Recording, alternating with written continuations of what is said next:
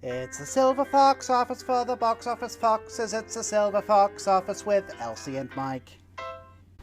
Kia ora, welcome to the Silver Fox Office, where we are on a quest to find the foxiest old guy in cinema. I'm Elsie. And I'm Mike. And we're back. We're back. That felt like a semi-professional intro from us. Which is strange because I always do something weird. I feel like normally we're giggly. Yes, and giggly-gurties. And then you'll just slow down for some reason. And then, because I can never remember if I'm Elsie or if I'm Mike. I mean, we are the same. Mm-hmm. A lot of podcasts have that thing where you can't tell the hosts' voices apart. I don't think we have that. I don't think we have that. Sometimes when I listen to us when I'm editing, I'm like, fuck, is that really what I sound like? Yeah. Also, the transcription thing that the software automatically provides hates my accent. Stevie Sheemy, famously. Stevie Sheemy. There was something the other day, and I actually said it on the podcast at the time. I was like, I can't wait for the transcription service to think I said X, and then when I read it, it's exactly what I thought I said. I can tell. I can tell before it can. Yeah. How have you been? Good. It's been a I feel like I've not done anything. Good. I feel like my brain is gone, although we've had, our next door has flooding and all sorts of things. So I feel like I have done a lot, but also I feel like I haven't done a lot, if that makes sense. As long as you haven't been working, that's the main thing. I haven't been working. That's what we should all strive towards. No. Excitingly, though, the last weekend that went by was the Hiritonga Book Fair. Oh, very fun. Which is always cool. So we spent I think Jared and I got about 40 books maybe, and I think we spent $100. Wow, what something a deal. like that. Yeah. I think I was planning to go to that, but I was away and I was very cut up that I wasn't able to go, so I'm glad that you went. I think it's our third year of going. We love it. It's so cool. There's always a bargain. Yeah, so, I mean, last year I got a complete set of Agatha Christie's, which was really cool. Oh God. I didn't get anything as exciting this year. But 40 books is astonishing. Yeah, that's for Jared and I both got. I assume Jared got 2 and you got 38. No, I actually think I got 18, and I think Jared got more than me. Wow. Yeah. How the times have changed. I know. What about you? What have you been up to? So this weekend that's just been, I went up to the beautiful bustling metropolis of Rotorua. Yep. Actually, I do quite like Rotorua. I can't really get past the smell, I'm not going to lie. It was, the minute I got out of the car, I was like, wow. Have you been there before? I have. I went there actually for a school trip in my last year of school. I was about 17. I went, and then I haven't been since, and I was like, that smell is right.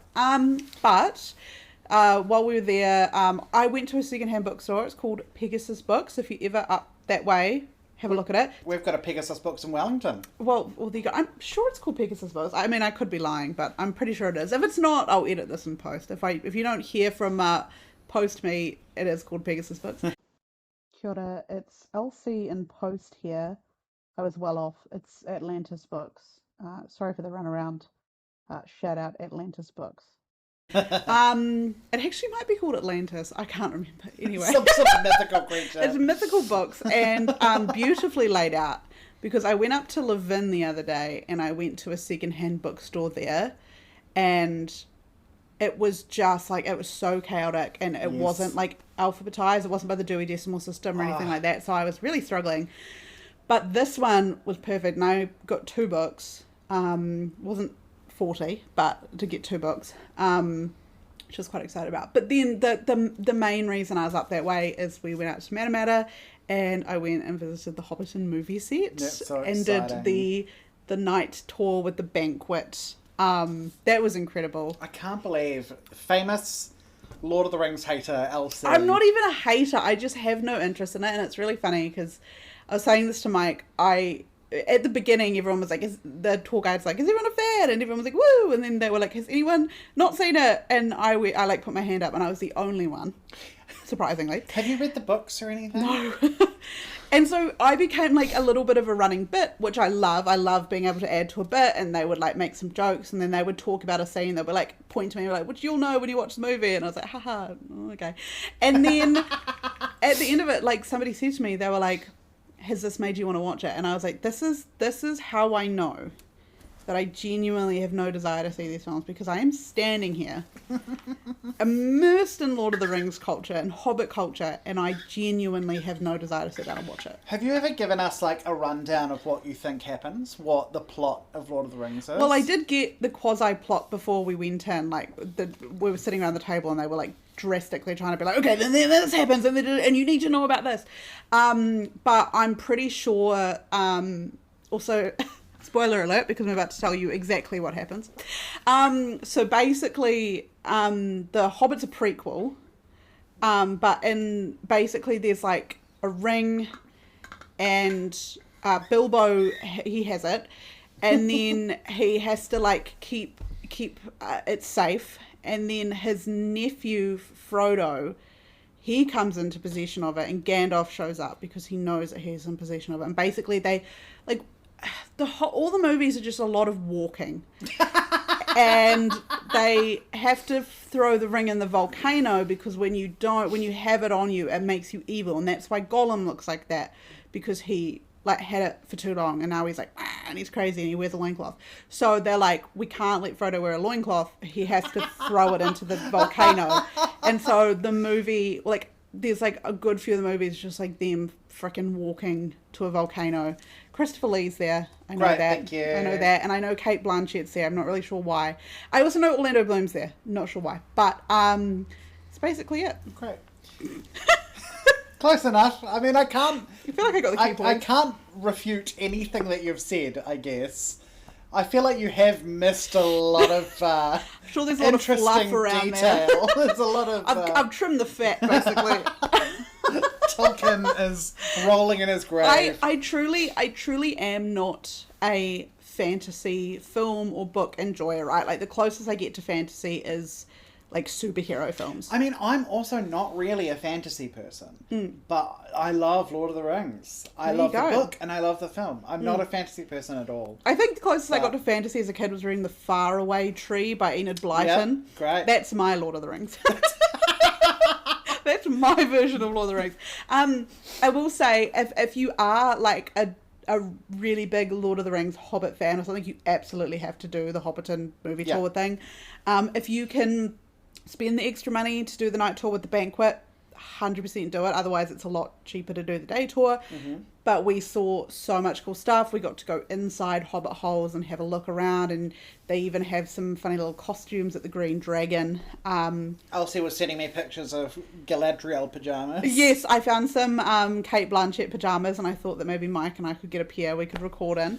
They only did kid sizes. They also did this crazy, like, the shirt, and it was like Galadriel's dress with like this cape attachment at the top. Also only in kid sizes. I mean, why isn't there Christopher Lee? Well, pajamas? this is the thing. I went pajamas covered in Christopher Lee's face. I went back trying to find Christopher Lee. All they had was like a little figure of him, and I knew you already had it because I once offended you by not knowing who that was at your old abode. I looked everywhere, and a surprising lack of Christopher Lee. That's because he's the bad guy. There's a lot of Elijah Wood.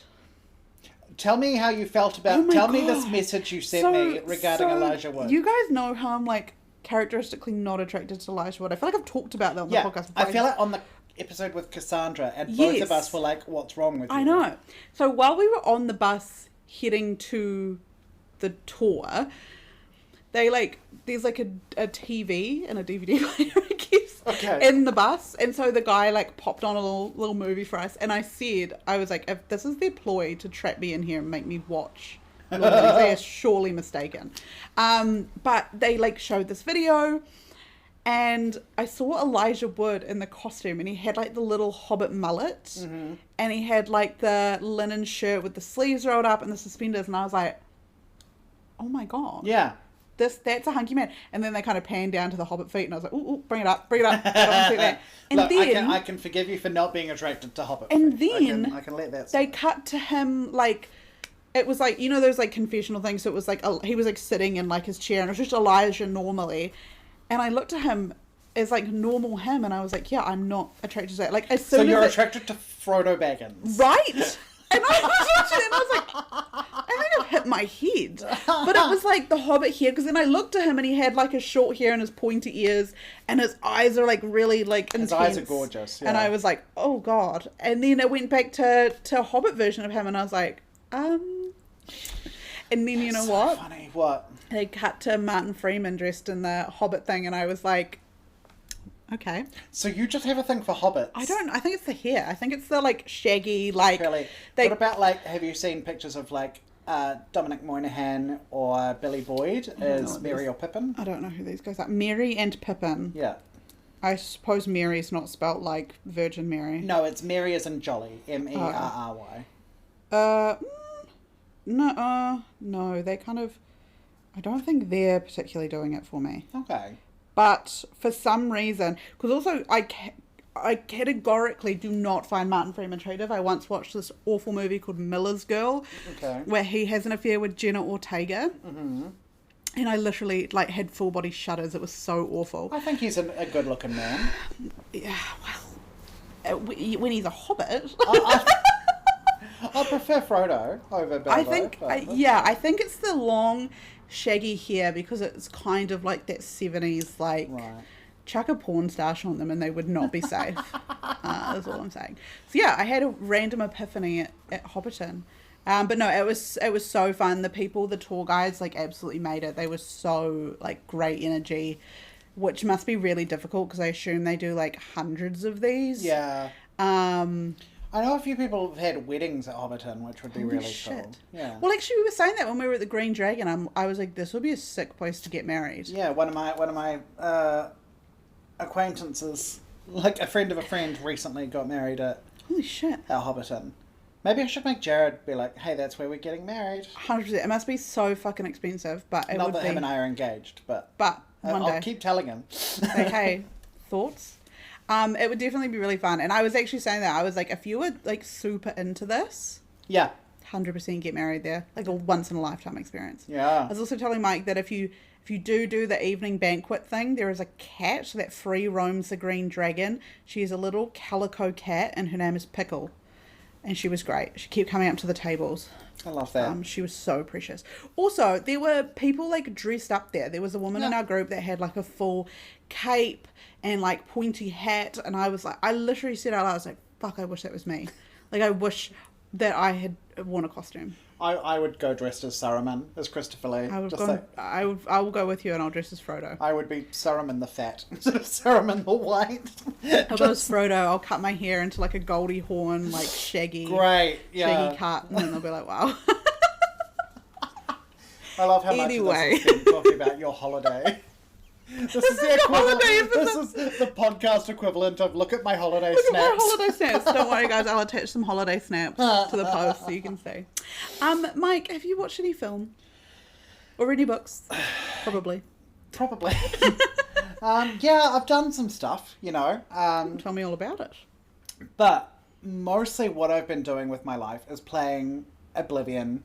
Is that what is behind us on the telly? That was what was behind us on the TV. So Oblivion was recently remastered and dropped, and I like it. They were talking about these. There were leaks about it happening for like a month before, being like, any day now they'll announce it, and then they announced it and dropped it on the same day. Fuck. And I'm like, what a coincidence that I'm unemployed when this has happened. Perfect time to be unemployed. Honestly, I bought it. I've sunk I've been doing a full work day on it. I looked and I was like, oh my god, I've been playing for 40 hours after 1 week. Holidays. Yeah. But Oblivion, so it's, if you don't know, it is the game before Skyrim. Okay. If you've heard of Skyrim. I know what Skyrim so it's is. the one that came before. And it was my first in the Elder Scrolls series. Mm-hmm. And one of my all-time favourite games. I love that original game so much. And I actually just finished playing it again maybe like a year ago. Fun. Something like that.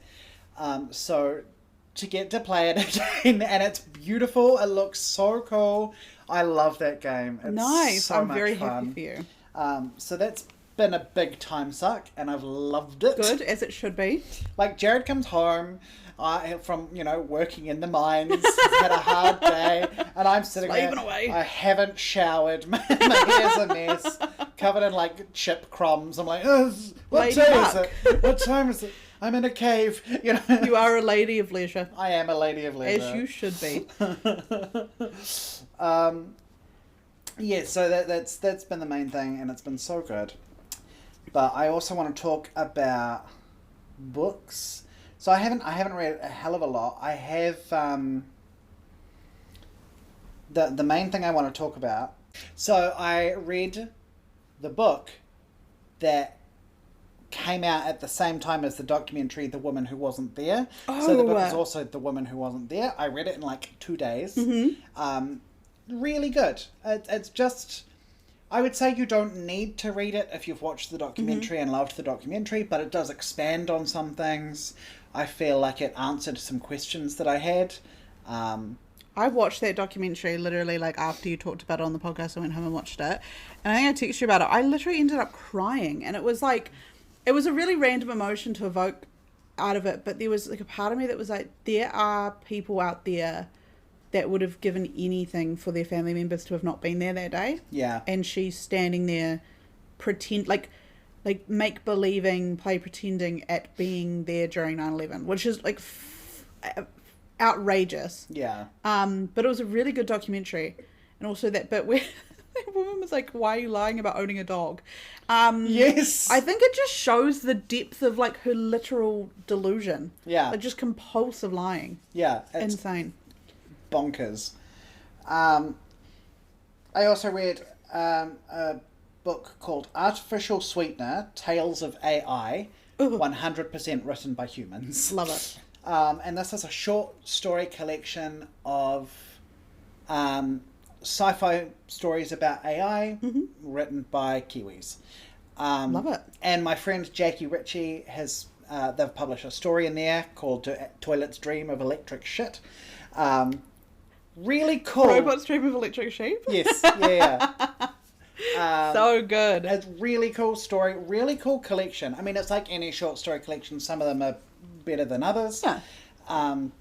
But just as a whole, I really like it. I think it's like pretty independent, so I feel like you have to go looking. It's by a group called SpecFic New Zealand. Okay. So I 100% recommend hunting that down. I think it's available on their website. Really cool, really cool. If you're interested in science fiction at all, it's a really fun. Yeah, it's so fun. Collection. On to movies. Jared and I watched The Green Mile. Oh, what a beautiful film. He'd never seen it before. I hadn't seen it until like 4 years ago, maybe. I'd been meaning to show it to him, but it is 3 hours long. It's a fucking long film. It's trying to find it, but oh god, what a good film! Incredible film. It's my favourite Frank Darabont directed Stephen King short story based in a prison. Just out of that and Shawshank. I love Shawshank, but I only watched Shawshank for the first time last year. Okay. And it was one of those, it was the same for me as Green Mile, where it was just like, I've had them talked up for so long, and then I finally watched them and I'm like, oh, I get why. Because like I watched Shawshank being like, oh, I'm a little worried because everyone's given me such high expectations. It was as good as everyone had said it would be. It's a good film. It's a solidly great good film. film. And I'd say same with Green Mile. Yeah. I love Green Mile. Sobbed my fucking eyes out. Yeah. So good. And then we're going to talk about it. We're going to talk about it. Sinners. Fucking hell. I saw Sinners. Jared and I got a message from Cass being like, you've got to see Sinners. And I had not heard about it at that point. Yeah. But she said it is the best folk horror musical since The Wicker Man. Yeah. And The Wicker Man's my favourite movie. And I was like, I love a folk horror. I love a musical. And then I started seeing more and more about it. So we went along. Holy fuck. Shit. I immediately messaged LC afterwards. I think I was in the cinema and I was like, you need to see this. So while I was away in Rotorua, we didn't have anything to do like on the Saturday. So I like started checking and I was like, it's showing here. So we ended up going that afternoon. Because Mike was like, you have to see it before we film the next episode of the podcast. And I'm so glad I did. It was phenomenal. And literally, at the end of it, the first thing out of my mouth was instant classic. I think, though, we need to be really careful about how we talk about it, because I went into it knowing nothing. And that's the best way to watch it. I was the same. I genuinely knew nothing about that film, and that is exactly how you should watch that film. Yeah, it is so incredibly good. It's got Michael B. Jordan in a dual performance. Oh. The cast is phenomenal. The music is gorgeous. It looks beautiful. Michael B. Jordan is, and I know this is not the point of the film, but I just have to say, he might be one of the sexiest, most charismatic men I have ever seen. He's pretty incredible. It is not easy to play two characters and have both of them just be like so incredible. And you could instantly tell them apart. Which one was which? Yes. There was a point where I was like, because one of them was like wearing the hat over the face. I think the blue one was like wearing the hat over the face. And I was like, is that Michael B. Jordan as well? And then I was like trying to like look under the hat. And then I convinced myself, I was like, no, it's somebody else. And then I was like, hold on, that's fucking Michael B. Jordan as well. There was a genuine point where I convinced myself that it was two different people. Yeah. Incredible performance. Oh my God. The music. Yes. There are some musical scenes in there which, oh my God, literally, it's such an incredible film. And just, what I really like is there is some, there's like some classicness about it. There's like ways they approach certain parts of that film where it's just like so classic. It's just so back to basics. And you really love to see it. Yes. I'm going to call it now, when we eventually do our top 10 best films of 2025 episode. I reckon this is going to be number one. It's definitely going to be on my list. It's my favourite so far. I'm calling Coleman Domingo's Sing Sing as my number one. I can't guarantee that's going to stay the same, but I have a feeling it's going to be my number one. But I know that Sinners is going to be on that list. Sinners, I think, is my substance for 2025. Yes, as soon as you messaged me that, in my head I was like, oh, this is his new substance. There's always one movie that I hyper-focus on. It was genuinely like an incredible film. So cool. And I want to go see it in IMAX. If you can, I recommend. I reckon IMAX is good. Also, like, it's so nice to see such, like, well-rounded characters. Yes. Because every character in there, you got to know them. There was no fat to be trimmed. There was no throwaway. Like, it was so good. And it looks like a long film. It's like 2.5 hours. You don't notice but it. It goes by so quickly, and you need all of it. Yes, you genuinely do not notice how long you've been sitting there until you like get to the end of it and you're like, oh, it's that time. Yeah, and I mean, it has a 4.2 average on Letterboxd, which is too low. It's 100% too low. I'm always shocked when I see, like, because I was going there being like, oh, this could be like a 4.8, and then at least, and then it was like 4.2, and I was like, oh, maybe we'll watch a different film. But that's still incredibly high on Incredible. Letterboxd. Also, I'm pretty sure I read that there's an aspect ratio change. I didn't notice it when I watched it, but apparently there's like, and I actually do think now looking back on it, stuff like that. I was watching the start of it at some point. I noticed there was quite a large gap between the bottom of the film and the bottom of the screen, and then by the end of it, that wasn't there anymore. Maybe it was during that one scene. That one, if you've seen it, you know what I'm talking about. That one scene. Also, if you're not a horror person, I reckon it's fine. Yeah. I know people who are not horror people who could sit through it and enjoy it. The horror aspects of it are probably minimal compared to like a horror movie. It's definitely not a horror movie. It's definitely not like super gory. It's not lots of jump scares. There was like, I remember one and it fucking got me. Yeah, there are a couple. Flew out of my seat. But like, it is so good. There's just so much more to it than that. It's the story that it tells with it, and it's a film about storytelling. Yes. It's incredible. Wow. I missed it already. I know, I want to go see it. Should we go see it together? Sure. Oh my god. Okay. Do you want to go see it in IMAX? Yes. Oh my god. Yes, please. And then the day after we saw this, we went to see Until Dawn, another horror movie. Now, let me tell you, after seeing Sinners, there was no way any horror You watched it in the wrong order. I did. You watched it in the wrong order, is all I'm saying. Look, everyone is hating on Until Dawn. I thought it was fine. I thought it was perfectly fine. You liked it more than I did. I had so much fucking fun. Genuinely, like, I think I was the only person that liked it as much as I did, but I'll tell you what. So I have been playing Until Dawn for like 10 years. It is my favourite video game. I love that game. It brings back so many good memories of like school holidays. Yeah. Of like sitting up late to like do playthroughs and then play in different ways. And I also love its like secondary like spin-off game, like The Quarry. Quarry's cool. Love Quarry. So, okay, we're about to get real. My thing with Until Dawn and all the reviews I keep reading is somewhere when they released and said that the game was called Until Dawn, people assumed that that was going to be a remake of the game. Yes. And it wasn't, and people are mad that it's not. It shouldn't. It shouldn't be. No. And the thing for me that was strange about that is it was like, I read so many people being like, they said it was going to be a remake of the game, and I said, no, I was like, no, they didn't. They like an adaptation of the game. Yeah, they but they categorically said from the beginning, like, this is not a remake of the game. This is a different story. Like, that was the first news I heard about it, was that it was going to be, because also I looked at the cast list and there was like fucking Odessa Azion, there was like Michael Cimino Toy, and I was like, these people don't look like any of the characters from the game, so this can't be. So I went into it with no expectation for it to be even remotely similar to the game, but to be a story about like time loops and stuff like that, which I love a time loop.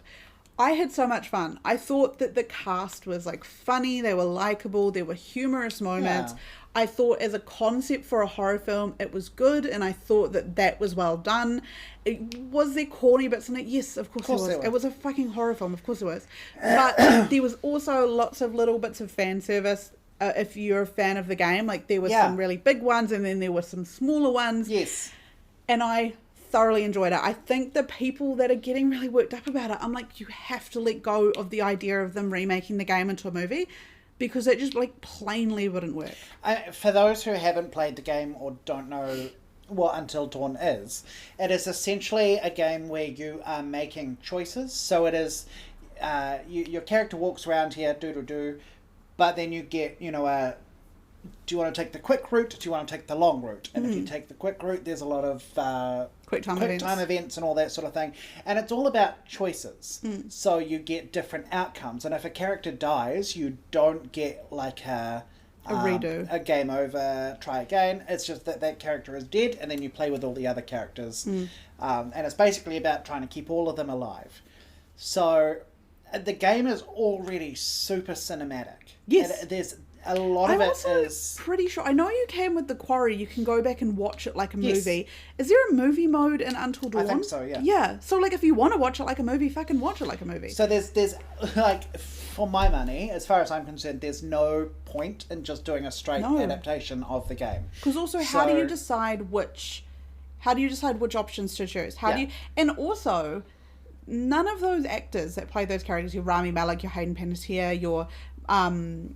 Megan Jet Martin, like Jordan Fisher, none of those people are age appropriate to the characters. It's meant to be like teenagers, so you're not going to have those people come back. You're going to have a totally different cast, so then you're going to start complaining that the cast aren't the right people, and then you're going to start complaining that you're going to run into the same issue that those brave souls that decided to recreate The Last of Us into a TV series. I'm reading the craziest discourse online where people be like, she's the wrong person to play Abby because she said like this, and Game Abby would have said like that. And I'm like, I'm going to hold your hand when I say this. They're not real. Yeah.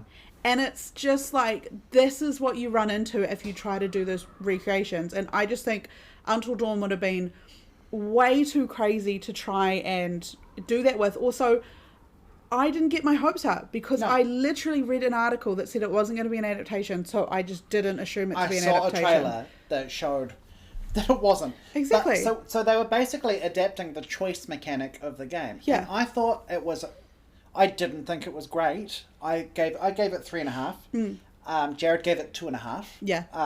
I thought it was perfectly fine. I laughed a few times. Yeah. I was the only person in the theatre laughing, but I laughed a few times. But there were funny moments. Yeah. There was also parts of it where, like, there was a moment when they were... I can't remember where they were. but something happened, and I turned to my sister and I was like, that's a quick time event. Yeah. And so if you've played the game, there were moments where you could be like, that's a quick time event. Or, you know, the girl is wearing, like, she's got a butterfly on her ear cuff. And I'm like, butterfly effect. Like, also, there was also, I don't know if you noticed this, Mike. I'm pretty sure, don't quote me on this, I'm pretty sure when they were looking at the map and they, like, pointed to something there, I'm pretty sure I could see, like, Blackwood. Yes. And then there was obviously the part at the end, which tells me there could be room to expand more into the universe we know in the game. But I thought as far as a horror movie goes, it was not a bad horror movie. And to be honest, all the reviews I'm seeing, the people that go into it not knowing the game are having a good time. Yes. So I think I'm the only game lover that also enjoy the film, but that's also because I never take... I mean, me as well. Yeah. I enjoyed the film and I love the game. Yes. But I don't think we're taking it too seriously. No, it's a horror movie. If you're going to take a video game that seriously, just take a breather. Yeah. It's never that serious. It was not yeah. It also immediately made me want to go and play Until Dawn. So... It does the job. It does the job. So after Until Dawn, I had a little bit of a zombie phase. Oh. So I watched 4 zombie movies, basically back to back. I watched It Stains the Sands Red. I watched the Day of the Dead remake from 2008. I watched the original Night of the Living Dead and watched the original Dawn of the Dead. Oh. I fucking love a zombie. I saw the trailer for the new, I know it's not called this, but the 28 Days Later, you know, the new one? Oh, yeah, 28 years later. I saw the trailer for that before we watched Sinners, and that was haunting. Have you seen the rest of the films? No, I've never seen them. So, I think something that really annoys me, and it's such a silly thing, I love 28 Days Later, but it was made in 2002. Mm-hmm. So, it's, how many years is that? It's been 23 years. 23 years. So I'm like, why couldn't you have just waited 5 years to make the movie and then make 28 years later? Now we have to do a time jump. Which, it's such a minor thing, it doesn't actually I'm a real matter. stickler for that. So, you have not heard me go waxing lyrical about the fact that they called the sequel to Now You See Me 2, when they should have called it Now You Don't, and now they're making a third film, and that one's called Now You Don't. Yeah. Like, you've fucking missed the point. Yeah. So if you think that's too much, I'm the exact person you need to be talking to about this. So anyway, It Stains the Sands Red was really interesting. It was basically a zombie outbreak in Las Vegas. Say no more. But instead of doing a Army of the Dead, which we talked about last episode, they actually pull it back. So it's a person who's fled Las Vegas, and she's in the desert trying to get to an airfield, and she is being pursued by one zombie. And that's all it is. It is one person and one zombie. And it's... Does she sing Viva Las Vegas? Viva Las Vegas! It's really interesting. It was okay. That's a great concept. It's a cool concept. I feel like they lose concept. it in the last half hour. Right. But it was okay. There. I also have a correction that I need to do from last time. I've just remembered. I needed to do this at the top. But I got a message from Jamie after our last episode was released, our James Gandolfini episode, and they said, Mike, you've got your straights confused. We were talking about Army of the Dead, and we were bitching about Michael Bay. Michael Bay did not direct that. Zack Snyder did. Oh, but even worse. All of my criticism still applies. 100%. You could swap It out. doesn't change anything. Every time we say Michael Bay, you could swap that out for Zack Snyder, and it would be 100%. Thank you very much, Jamie, for correcting that. Also, never be afraid to correct us on any of this. They also were like, to be fair, they're still interchangeable. Zack Snyder might be one of the most pretentious film directors of our time. He is pretty awful. All still applies. Yeah. But the original Night of the Living Dead and Dawn of the Dead, those movies are good. So good. Beautiful. Dawn of the Dead's the more popular one, but I always prefer Night of the Living Dead. I feel like that seems like more you. It's just black and white. It's cool. It's, 1968 and the lead character's a black man. That's what you want. Who is not... a racist portrayal. Yeah, who's actually just a human being. I think he was actually written not specifically as a black man. I think it was just written as a person. So probably white. And they just cast the best person for the role, who happened to be a black person. Oh, so brilliant. But doing that also brought in some really interesting undertones of race and that sort of conflict. Really cool. Really, Great. so ahead of its time. And then last thing I want to talk about, there was a new Louis Theroux documentary. I've been seeing your reviews of it, and I've seen clips of it online. Last year, Jared and I went through a big thing of watching, I think, all of the Louis Theroux. Yeah, I think it was. Yeah. And so a new one came out called The Settlers, which we were so excited by. And it is heavy. It is a heavy watch. It would be really difficult. It's about the Israel-Palestine conflict. So Louis is just so cool. He's so brave. Yeah. And it's just a fascinating documentary. I am not... Like, I have obviously my pro-Palestine feelings. Yes. And it's something that I feel strongly about, but I am also not the most educated about the conflict. Yes. Right? There's probably a lot of nuances that I don't understand and that I'm not familiar with. So this was a really good place to just help me educate myself a little bit further. Didn't change my mind. Nope. Anything and you're locked in. it's not meant to. Yeah. He's very good at not picking a side. Yeah, informing but not bias. Yeah, but it felt also like... Well, I think it's one of those things where it's like you can do an unbiased documentary and just say like, hey, this is what's going on. Yeah. And sometimes it does a really good job of reaffirming your views without ever really intending to. I mean, it's pretty clear cut what the situation is, really. Yeah. I also saw a crazy clip of it where he's talking to this woman and she's like trying to provoke him into pushing her. Yes. And then he won't, and she like does not know what to do. And I was just watching this clip and I was like, Jesus fucking Christ. She was insane. She was awful. Yeah. I saw like a 2-minute clip of her and I'm like, right, well, yeah. Go Louis Theroux. Sort of towards the start of the main conflict that's happening at the moment, before it was sort of main news, when it was just starting, we were on the train and just outside Porirua there was like a big like shipping crate with the words "Free Gaza" spray painted on it in big letters. And I heard this guy behind us say, "I see that everywhere. Who's Gaza? What did he do?" God. Sir. It's not funny, but it's funny. But there's a big like Free Gaza spray painted on a fence outside, like just down the road from my house, and every time I peel out to like go to work in the morning, I give it a little fist bump. Yeah. Woo. So now every time I see something saying "Free Gaza," You I'm read like, Free yes, Gaza. but also who's Gaza? What did he do?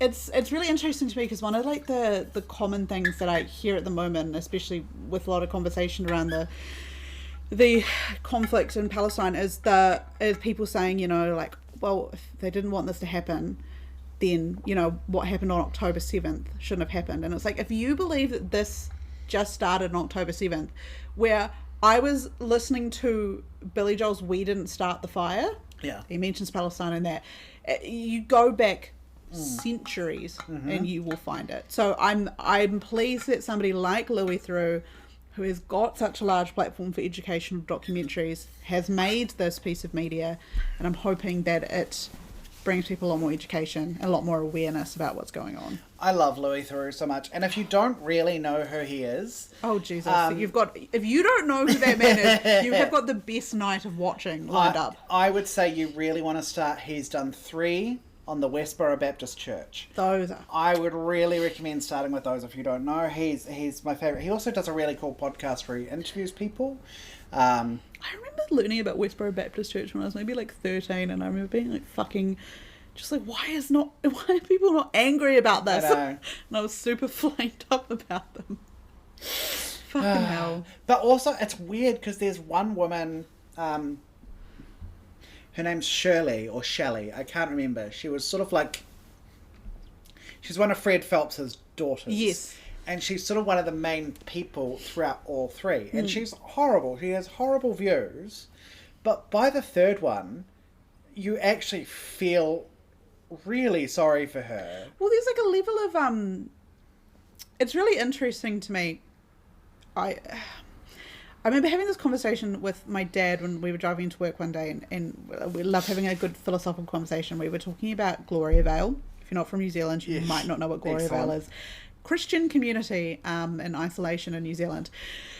And we were talking about how, and it's not just Gloria Vale, this happens with a lot of religious communities, a lot of religious groups, a lot of cults, where there's this like idea that your partner will be like chosen for you, and like it's picked for you, and then you and this also doesn't just happen in like this happens in lots of cultures, like arranged marriages, things like that. But what we were talking about specifically with the Gloria Vale one was that like you get told at a certain point, like the elders pick, like if you're a woman, the elders pick your husband for you. They're like, this is him. You go away, and then you have sex with that guy with hopes of getting pregnant so you can continue, spawning. And the thing for me in that instance is I don't believe, and this could be a crazy take, I don't believe the idea of consent can exist within that community, because the entirety, the concept of consent has to come with the fact that you know that you're allowed to say no, right? Because consent doesn't just mean you have to say yes. Consent means that you can say no. And I don't believe any of those young women in those communities believe that they have the ability to say no. So therefore they cannot consent to any of this. And I look at somebody like this woman in the Westboro Baptist Church, where it's just like, yes, you've fucking terrible views that you've been indoctrinated into from birth. But also at the same time, do you feel like you have any other choice outside of this? Like, do you feel like you're in a safe position to be like, no thanks, I don't want to do this anymore? The interesting thing about Gloria Vale as well is that allegedly there we go, we're covered now. Allegedly there is a lot of sexual assault and grooming and awful stuff that happens there, which a lot of people who have left have said that it's a cult, have said that they've been abused and all sorts of things. So I don't think it's not a good place in general in terms of consent. But one of the interesting things about them is that, again, allegedly, they have, basically from the minute you're born, they know who you're going to marry. And a lot of that is to avoid inbreeding, because obviously it's a lot of families that are there. Yes, so you have to make sure you're not. So they've got to, and I think even before you're born, they're like, you're going to breed with your child so that those bloodlines don't cross. And holy fucking shit! It's really interesting. There's some really cool, like Lilia Tarafa. Oh, I can't remember. That's her name's something like that. Is a ex Gloria Vale member, yeah, Lilia Tarawa, sorry. She wrote a really cool book called Daughter of Gloria Vale, My Life in a Religious Cult, where she talks about it and then leaving, and she also does a really cool TED Talk. So she's quite an interesting person. Yes. There's also a whole bunch of really awesome documentaries on Gloria Vale, and I've got another book there in my room. I'm obsessed with Gloria Vale. It's one of those really interesting, because you often read about it, like you hear about it online, so if you know, like keep sweet, pray and obey, or whatever that's called. Yeah. But then when it's happening in your own backyard, it's very easy to brush over, like, oh, that's quirky Gloria Vale. But then it's like, no, actually, this is an aspect of our culture that we have to acknowledge. I was obsessed with them, especially during the COVID lockdowns, because there was all this news about them, and, people were reporting, like, Gloria Vale are doing okay, everyone. And then, like, Gloria Vale are ignoring the lockdowns. They're all doing their own thing and going to church, and it's like... I wonder if... Well, they do leave the compound. So I wonder if anyone brought COVID back into it. Because if they were completely, like, closed circuit, then if they were going to church on their own property, it's probably like, it's inside their bubble. But people do leave the compound. They do, yeah. We've spoken way too long about Gloria Vale. Sorry. Okay, what have I been watching? Let me get the diary out. So, let's see. When did I speak to you last?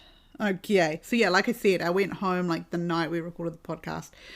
And I watched The Woman Who Wasn't There and I cried. I also watched this documentary that I've been meaning to watch for ages called, and I think I mentioned it on the last podcast episode, called There's Something Wrong with Aunt Diane. I also watched that recently, but I didn't want to talk about it. I was so bored. I didn't It like wasn't a good documentary. No. Horrifically enough, about like 3/4 of the way through, they show very graphic images Yeah. of her body. Yes, like, horrific. I didn't need that. I think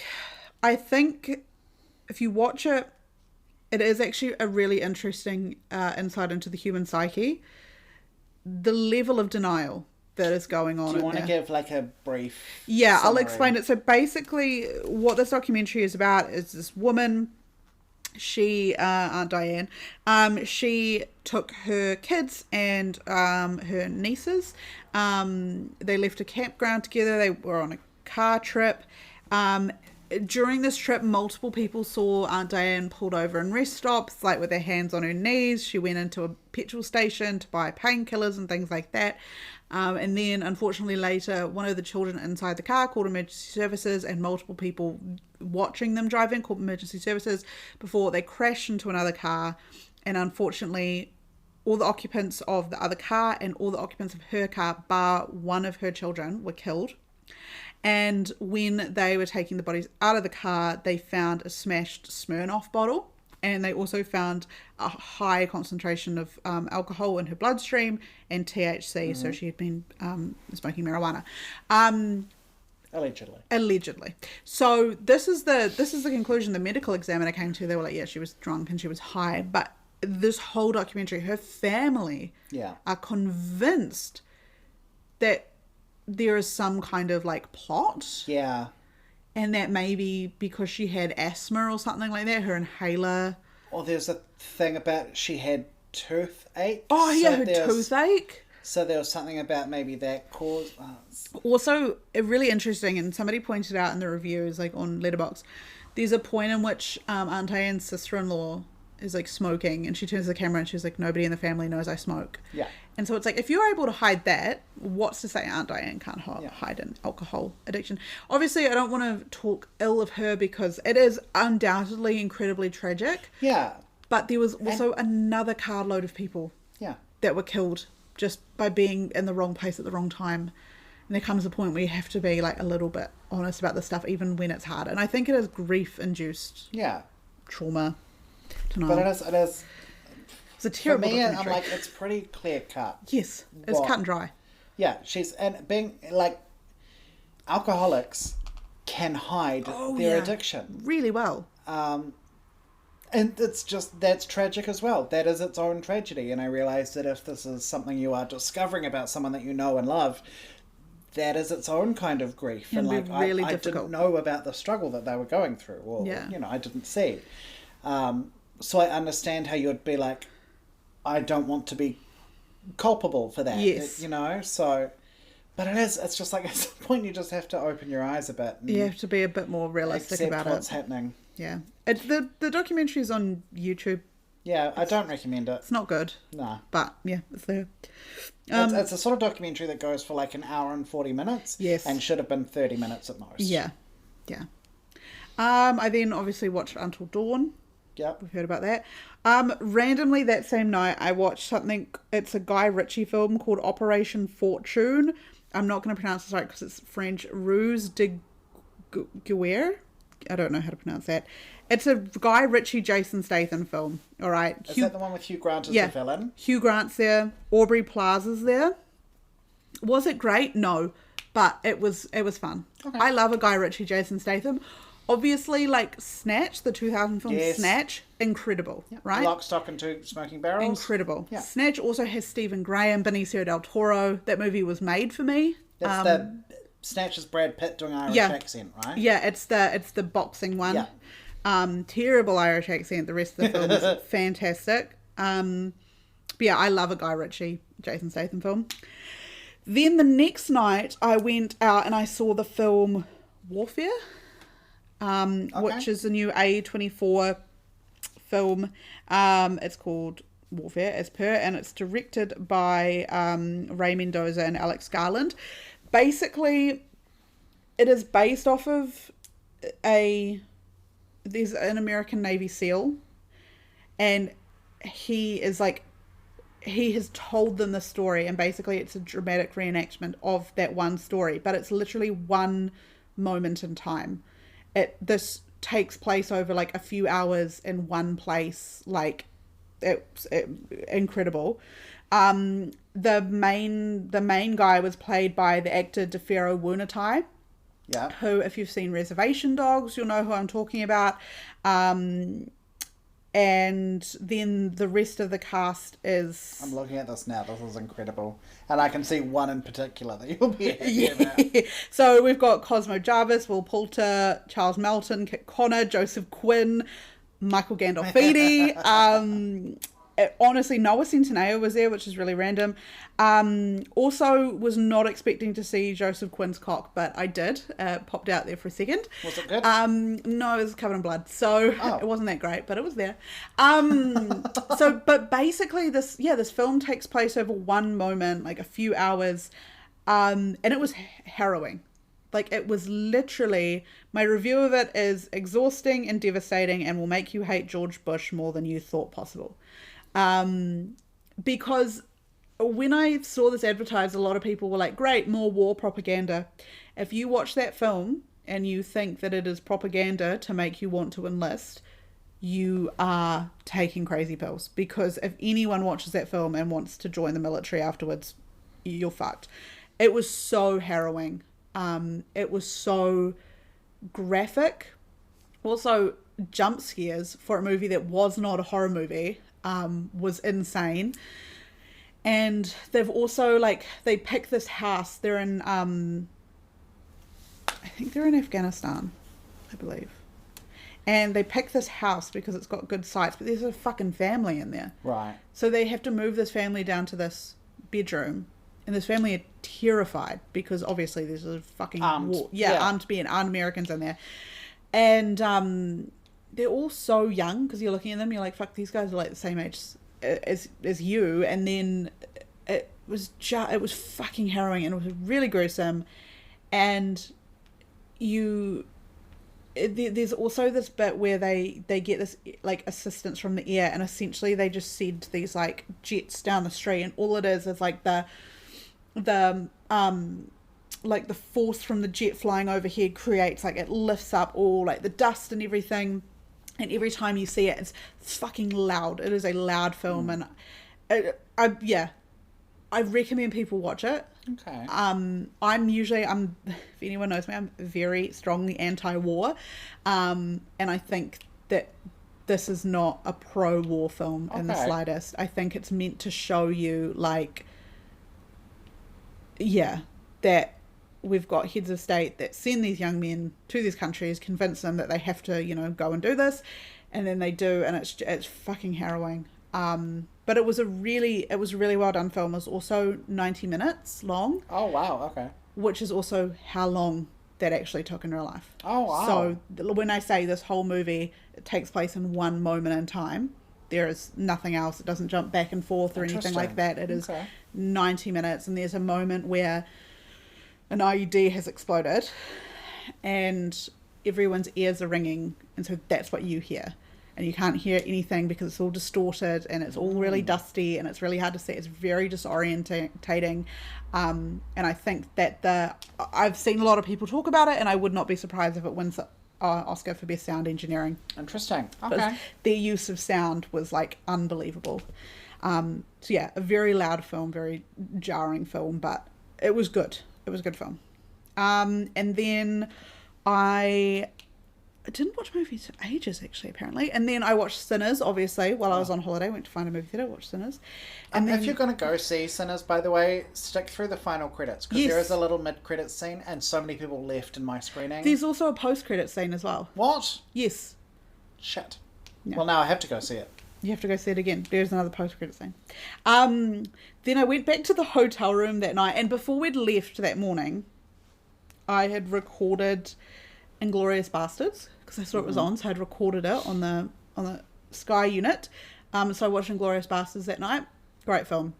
Christoph Waltz is incredible in that film. Is that your favourite Tarantino? No, my favorite Tarantino is Once Upon a Time in Hollywood. Okay. Inglourious Basterds my second, Django Unchained my third. Inglourious Basterds is really good though. I've not seen it. Or Django Unchained, or Once Upon a Time in Hollywood. Watch Inglourious Basterds and Django Unchained. Once Upon a Time in Hollywood's not for everyone. It's very long. Okay. But what I like about it is the way that it treats Sharon Tate. As a number one Sharon Tate fan. Yeah. The way it treats her is so beautiful.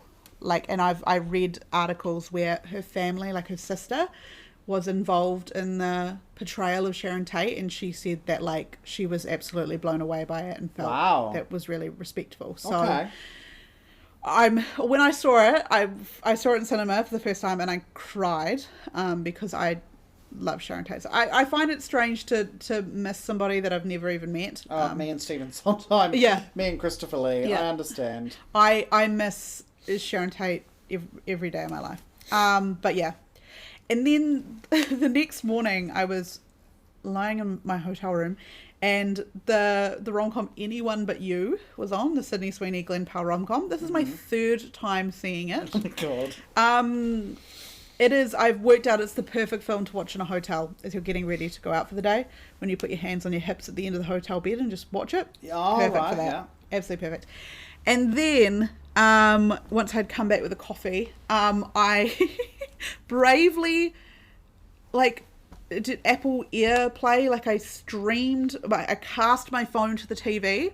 Do you know how hard that is to do in a hotel? I'm not an Apple person. I don't. So, you go to share it and it brings up the devices you can like cast to, and all of the televisions in the hotel were called like Samsung 7, and I was like, right, okay, I'm gonna At least have you're to... not like streaming pornography. Exactly, it wasn't It's like too bad. Room 7E got an eye full of Clancy Brown. Yeah, Clancy Brown's pain. So thankfully I clicked the right one on the first try, but then the internet dropped out, so when I went to do it again, I accidentally did stream to Susan's MacBook for about Susan. 5 seconds, so I quickly turned that off. But I watched Avengers Age of Ultron. Okay. So if Probably my favourite Avengers film. Captain America the Winter Soldier is my favourite Marvel film, Avengers Age of Ultron is my second. Okay. Avengers Age of Ultron is directed by Joss Whedon, who sucks. Okay, I'm sorry. Yeah, that's unfortunate. But the fight scenes are crazy well choreographed, and there's a really good usage of like slow-mo during them. So there's like this really great scene where at the beginning where Thor brings his hammer down on Captain America's shield, and the reverberation like knocks it's really, the fight scenes are very well choreographed. There's also this great scene between the Vision and Ultron where the Vision is like talking about how because Ultron believes humans are doomed, and Vision's trying to be like, no, they're not. And Ultron says to him, "You are unbearably naive." And Vision says to him, "Well, I was born yesterday," because he was literally created days ago. And that's my favourite line out of the whole thing. So I absolutely love that film. I think it's a very good film. I think for me, the one thing I find in Marvel films in general is they do not have good villains. And I love a villain. Yeah. A villain is why I'm going to watch a comic book film. Yeah. I love a film. For me, a good comic book film has to have an interesting, fun villain. Yeah. Not just, I don't know. They don't flesh out their villains very well. I think Ultron nearly got there, because when Ultron is the best when villain he that they've appeared had. doing that whole "no strings on me" thing, that was good. He was scary, because also when he first wakes up and he's talking to Jarvis inside the like it's scary, right? James Spader is incredible. And James Spader's well. a great actor. I think Loki is the best fleshed out villain they have, but he's not even a villain anymore. Yeah. But all of their villains are quite throwaway. Like they have a new villain each film because they don't flesh them out. Like even in Thor: Love and Thunder, I think it's like Gore the God Butcher. Yeah. It doesn't do much. Doesn't do much God butchering. No. I'll tell you that for free. So they have a real, like, they never see their villains through, which is such a waste. Yeah. I think the Winter Soldier in Captain America: The Winter Soldier, I think he was really good. He was a good villain because he was a match for Captain America, and obviously the reveal that he was Bucky Barnes was like insane. Everybody moved. And then also the reveal that, spoiler, if you haven't seen it, the reveal that Alexander Pierce, Robert Redford, was actually a bad guy. Yeah. And then S.H.I.E.L.D. basically falls apart. That was good reveals. But then, by Civil War, Bucky's no longer a villain, he's being framed. Yeah. So every time they like, and also even Thanos. Yeah. He wasn't that great. No. Like he was necessary for the movies, but it was like, okay. There was a great moment where he tells Wanda that she's like, you took everything from me. He's like, I don't even know who you are. Ate with that. The rest of it was like, meh, forgettable. Yeah. So no, I completely agree. Yeah. All right. So now that we've been speaking for an hour, holy shit! I feel like we need to trim some of this down. We are now moving on to a very exciting moment. I cannot remember who was meant to explain what a silver fox is. Is it me? I'll do it. You do it. So, a silver fox is someone who is older than 45. Don't question me. I said what I said. I've locked in. They have to primarily do film. Mm-hmm. They have to be grey-haired or greying or potentially grey or grey-vibed. And they have to be fuckable. Fuckable. Sexy. We have to want to look them up on A to Z Nude Man. And we want to leave damp patches after watching the film. I want to be forcibly removed from that cinema. That was me after seeing Sinners. I was screaming Michael B. Jordan's name, and they were like, "We need to get you out of here." Oh, yeah. So, Mike. Yes. Who is your fox for this episode? I picked the Frenchman himself. The Frenchman himself. It's like Italian Halle Berry all over again. The French. The Fresh Prince of Bel-Air, Will Smith. Will Smith. Oh, God. Exceptional shark. Because also when I was like looking at films, I was like, that's a good. He's sexy. He's a good looking fella. And there were so many options. And you know, I Googled him naked. I was like... Can I say, I can't, because I can't reveal one of my honourable mentions. Okay. But there's a scene in this film where you're not meant to, but you accidentally see his cock and balls. Well, maybe we've picked the same. Okay. I think I know the one you're talking about. But I'm going to go on A to Z Nude Man. Not sponsored. Could be, though, if they wanted to. But I looked him up, and I just found some of the most horrific AI-generated... Are you talking about, like, deep fakes? Yeah, but like... Hold on, I just started to search... Like, for example... This is really distressing that I'm going to show you. What happened to his thigh? It's AI. So they've so instead of him being naked, they've just given him like one long thigh. That's and like your Obama dream. It's just nonsense, yeah. Can I say, I'm on A to Z Nude Man searching Will Smith. Tell me why the third most popular search is Luigi Mangione. Stop looking for pictures of that man in the nud. He's innocent still. He has not been proven guilty. I've looked him up in the nud. I'll be honest. Yeah. Luigi Mangione. He's fat. Yeah. He is fucking sexy. And there's going to be a musical about him. Anyway. If he wants to shoot 3 loads into me. Good. I'm going to cut that out. Good God. Okay, keep talking. I'm looking at nude pictures of Will Smith. Should I reveal my film? I would love you to reveal your film. I picked 2 films. Yeah, we're back to basics. Yeah. We're back to where we started. I've got 2 films. Okay, so the first one I picked, which I feel like is the one we were just talking about, Wild West, where you accidentally see his cock and balls. So I knew going into this that would be one of my films, purely because I remember unlocked memory, me as a kid, that scene where he is basically in a water tower, which is like a heated up, it's like a spa, and it's him and this woman. And eventually shenanigans happen. Horse carriage. And it tips out and he spills out in this, like, sort of like a big water slide in front of the bad guys. And he stands up and he's naked in front of me and he goes, throw me some clothes. And she throws him his hat. And the way that he takes this hat and moves it down the body and the camera pans with it until it's covering his groin and he just pats it. And then he's just standing there naked except for a hat in front of his genitals. Just while he's wet. Also, when the scene where he stands up, they show it from behind. Yeah. And it, like, as he's standing up, I don't think it was intentional, but you can see the back of his cock and balls. Yeah. Akin to when they throw a naked Steve Buscemi across the room during Fargo. If you pause it at the right moment. And I did. It also has an ass you could bounce a fucking honestly, quarter off of. So hot. He is so sexy.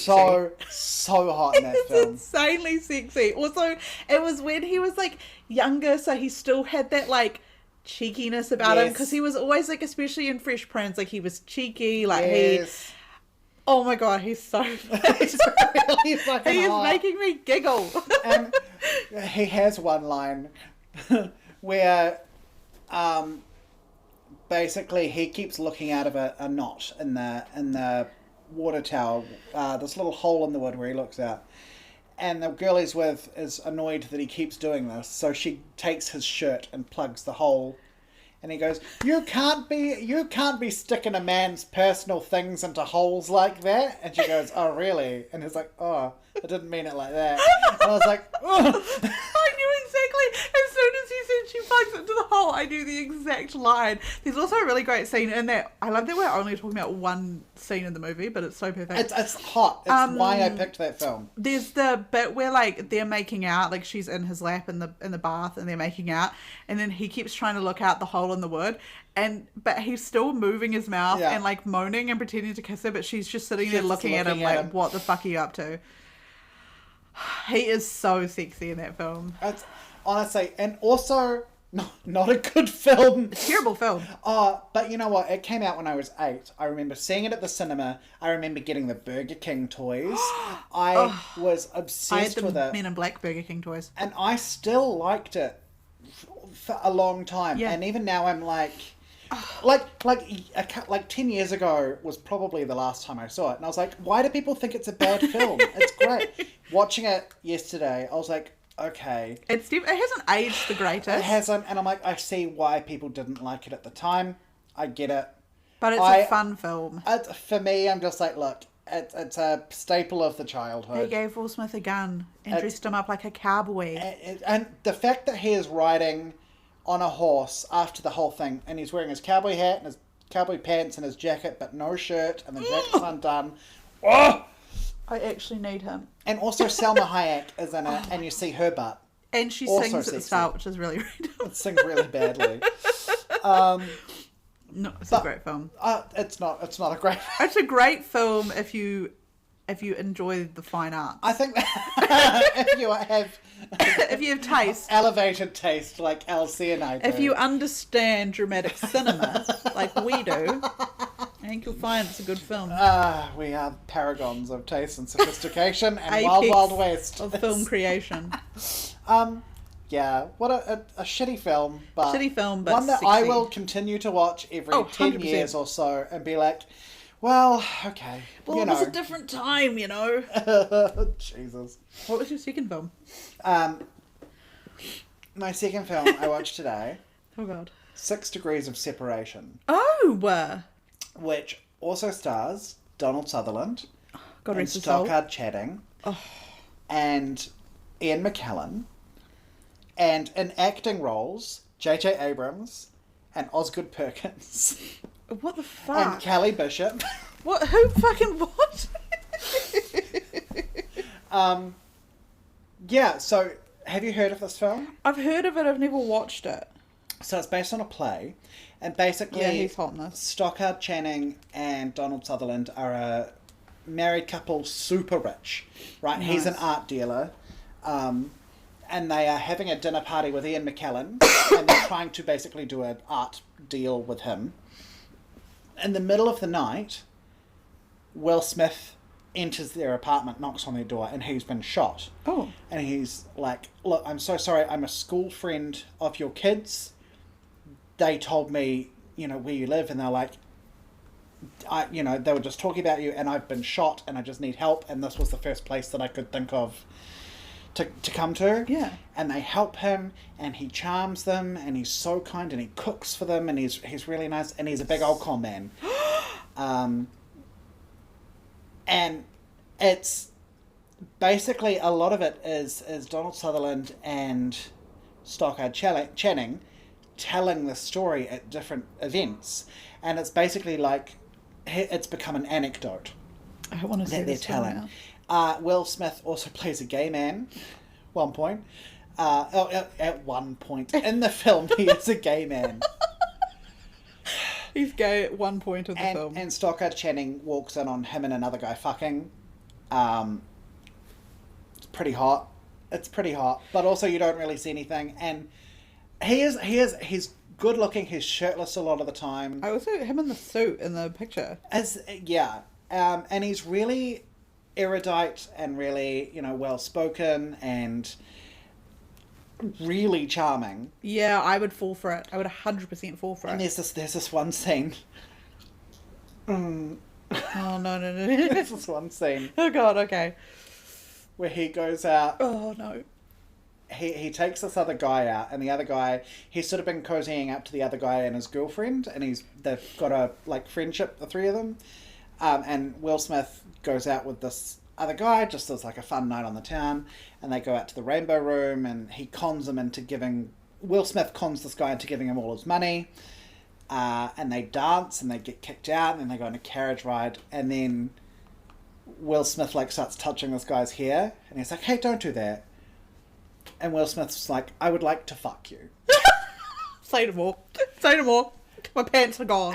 He turns around, no pants. And the guy's like, I'm not really into that. I don't do that. And Will Smith's like, life's all about experiences. I would have let you right. And this other guy is telling this to his girlfriend, who's played by Heather Graham, and he's like, and so I did? And I'm just like, it's hot. It's hot. I would have been like, and did you take a video? Did you film this? Did you think of me at all? Yeah, why didn't you call me? I could have been there in 5 minutes. But just so hot. He is really sexy. He spends a lot of the time shirtless. As he should. Peak form. Very My hot. eyes are watering. Holy fuck. And also, yeah, I know. Unfortunately, he also kisses Anthony Michael Hall at one point.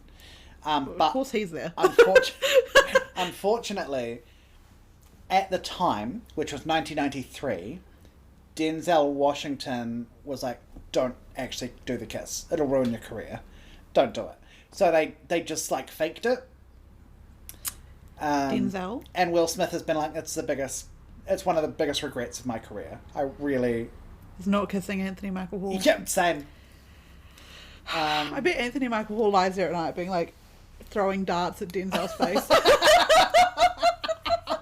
I would literally lie there in bed at night being like, Denzel! So close! Mind your so fucking close. business! Yeah, but a really cool film. I love Stockard Channing. Yeah, she's and I love Donald Sutherland. knockout. It's on my list. I have to watch it now. It's really cool. Yeah. And it's one of those films that you can feel it being based on a play. You know how you can watch some films that are based on plays and you're like, I can see where this would have been on stage. And a lot of people hate that, but I like it. I enjoy it. Cat on a Hot Tin Roof. Yeah. Yeah. Beautiful. So that's my two films. Great shout. What about you? Oh my god. I picked a really random one. Well, I don't know. It might be really random to some. It's not to me. Because I have remembered this film and then I was like, hold on, I need to rewatch it to see if I still feel the same way. And I did. I watched the 2008 classic Hancock. Oh my god! Which, if people are unfamiliar, Will Smith plays Hancock, who is is effectively a superhero. Yeah. But when we meet him at the beginning of this film, he is basically an unhoused drunk. Yeah. He sleeps on a park bench. And he is really rough around the edges. So he he can fly. Just the CGI of him flying fucking sucks. Like, the So flying silly. scenes are so bad. But he can fly, and he's got super strength, and he is virtually invincible. And basically, when there is crime occurring in the city, Hancock will show up. And in a roundabout way, he will help. Yeah. But also at the same time, he will make things like 10 times worse. Yes. So he causes so much collateral damage. And there's also this like weird bit at the start where like he wakes up on a park bench and he goes to like grab this woman's ass as she walks past. So he's like not great. But then he meets, and this is also up at the time, it's a twofer for me because I also got my man Jason Bateman. Yeah. He meets Jason Bateman because Jason Bateman's car gets stuck on the train tracks and he's about to get hit by a train until Hancock like flips his car in the air, and like Jason Bateman's car is now on top of the car behind him, and then the train hits Hancock, which then causes all of the like carriages on the back of the train to fall over, and also Hancock's managed to destroy this car. So these people are like, why didn't you just pick the fucking car up and fly into the air? Yeah. And he's like, so it's like further showing that whilst he has the ability to do good, the execution's really poor. Yes. So then he's just like untrained. Untrained. Really, right? He's not house trained in the slightest. So he starts hanging out with Jason Bateman. Jason Bateman's smoke show wife, Charlize Theron, and their kid. And Jason Bateman is like, he works for a PR company, or he like owns or runs a PR company or something. And basically he wants to start working on Hancock's PR. He wants to like start making the city, you know, think that he can actually be a good superhero and he is worthwhile. He makes them like go to jail so they can see that he, you know, serves his time. And then it is revealed, massive spoiler alert, that Charlize Theron is also a superhero, and that centuries ago she and Hancock were lovers, but they split and they had to live normal lives, because turns out the longer these superheroes are near each other, their powers will start to like lower, because the more time he spends with Charlize Theron, like he starts to bruise, he starts to see the effects of like injuries which wouldn't normally happen. So Charlize Theron was like, yeah, like centuries ago we were star-crossed lovers, and like da-da. Anyway, super random, but why do I think this is the hunkiest film? It says more about... Because he's pretty like grizzled. It says more about me. It's the grizzledness. There's like this bit where he goes to Jason Bateman's house and he lands on the street. He absolutely fucks up the tar seal outside. He's wearing one of those like V-neck like hoodie things that you often see stoners wearing in a movie. Yeah. And he's got basketball shorts on and some beat up like Nike Dunks. And he like shows up, and there's this kid in the street who randomly enough is the kid version of Michael Myers from the Rob Zombie Halloween films. Right. The long-haired blonde kid. He plays a French bully. Okay. And Frenchman. He's specifically French. His name's Michel. The Frenchman himself, so Le Will Smith, Le Hancock, launches this kid into the sky. It's really random. But it's just, Hancock is, he is, one, played by Bill Smith. Yeah. He is muscly. He is grizzled. He is always dressed like a little bit dirty. I can imagine he stinks. He probably stinks like nothing on earth, but I would. If I walked past that like fucking park bench, he was catcalling me, I would have been like, hop in. We got to do it. Like, I feel like I would need him to take a shower. Yeah, first. I would be like, come to mine, hop in the shower, eat a bar of like Dove soap, and then we'll see where this thing goes. But then, like, part of the PR deal, Jason Bateman gets him in this fucking like leather suit, and it's like a sleeveless leather superhero suit. And I was like, the sleeveless was on purpose, because he's like, there's also a bit where he like goes and picks up this cop. Well, he goes to pick up this cop, she's been shot. And he's trying to have this conversation with her about consent. And he's like, I don't want you to think I'm just like, you know, picking up something. He's like, he's like, and then he says to her, he's like, you are a beautiful woman. I'm not saying you're not a beautiful woman. She's like, just help me. So he like picks her up with one arm and then picks the police car up with the other arm and walks with the police car as a shield. And he's carrying her. And I was like, I want it to be me. He would Why don't you start to carry me like sense a that? pattern. He'd be like, why is this chick always here at everything? But, you know... I feel like my problem is I'd be like, please pick me up like that, and he'd use me as the police car. He's swinging you around. He can swing me around. I don't mind. The other thing I quite liked about Hancock is it was a biblically accurate superhero film. I compared it to when I was watching Avengers Age of Ultron the other day, right? There is a scene in Age of Ultron where the Hulk is going batshit crazy, and so the Iron Man brings in Veronica, the Hulkbuster suit, to try and stop him, and they are destroying everything. Whole floors of buildings are being taken out. They literally destroy a high-rise that's in the midst of being built. And at the end, they're like, we did it, Patrick, we saved the city. And I'm like, I would be pissed, because could you imagine, they're like, no, you can't come into work tomorrow, sorry, like the fucking Hulk was sent through your floor. So... I would be like, am I still being paid? I'd be like, am I still being paid? Can I still play Oblivion? Yeah, they'd be like, sorry, well, you were at work today. The Hulk took out the corner of the parking garage and somehow only your car was affected. And I'd be like, okay, cool. Yeah, that would be annoying. So then I was watching Hancock, and there's like a bit at the start where there are these three guys that are like shooting fucking Uzis out of a car on the freeway. And then Hancock picks up the car and puts it on top of something akin to the Seattle Space Needle type thing. And he like leaves it there, and he's like, did it, we saved the city. And then everyone's like, what the fuck? And like the mayor of this, or like the district attorney is like, that is fucking ridiculous. You know how much money that is going to cost to fix? He has destroyed this. Like, he is a menace to society. And I'm like, I like to see some representation that it's like, that people are being normal about the fact that superheroes actually aren't always... Yeah, they're not great with the property damage. Yeah. But he's also very sexy. He's grizzled. He's rough around the edges. And the fact that he's a little bit of a dick is also... He is so mean. Yeah. And he doesn't care. Also, he is a messy eater. He is so, like, filthy. And he... Yeah. I would. All I have to say on that, I would. He is so fit in that film though. Like there's also a bit where he goes to prison, and he's like wearing the orange jumpsuit, and it's like that's hot. So yeah, I picked Hancock. Everyone go watch Hancock. Oh boy. So what? Oh, do you know what else I just want to mention though? Yeah. It's nothing to do with anything, but in 6 Degrees of Separation, there's a scene where they go to the Strand bookshop.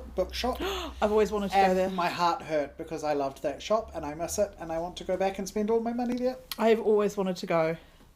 One day. Do you see some really cool new locations? One day I will. We're back. If you hear noise, there are now 2 kittens. We're going to try and make sure do not jump on the laptop and stop recording, which we've done in the past. If we sound different, my bladder is empty. Yes, you have to speak up. Mike's got an empty bladder. It's a bit echoey in here. All right, so... We are podcasting from my bladder. Live. Mike, did you have any honourable mentions? Oh, you bet I did. Let me get my phone out. I mean, again, this is the Michelle Pfeiffer effect, right? Like, yeah, there is literally no wrong answers. Most of his films you can include in there. But I'm going to say, top of the list has got to be Men in Black. That's also mine. Just wearing a suit, most of it. It's the suit. It's the suit. Which is also like when I was looking at the pictures for 6 Degrees of Separation, it's the suit. But the Men in Black, it's his sunglasses as well. The second one as well, because Johnny Knoxville is in that one. Mm-hmm. If you know anything about me, I love Johnny Knoxville. But no, Men in Black, that was my other honourable mention other than Wild Wild West. I feel like it's also the best example of him being a funny, bankable star. Yes. Right? And well, it's what Wild Wild West was trying to do, but they actually just ended up being ostentatious and annoying about Whereas Men in Black were like classics, and like there's still ones you watch today and you're like, that's objectively funny. Was the CGI any good? No. But they were like funny films, and it was good for the time. It definitely brought Will Smith up as like a film actor, like transitioning away from just doing television. And him and Tommy Lee Jones, really good pairing. Yeah. I loved Tommy Lee Jones. Surprisingly good pairing. I also had iRobot. Oh yes, okay. There's a scene where he takes a shower, and I can show you a picture. Please do. Please do. I would like that very much.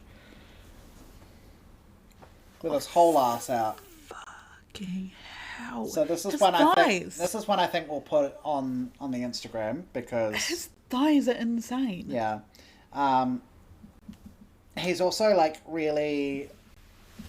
He wears a singlet quite regularly throughout it.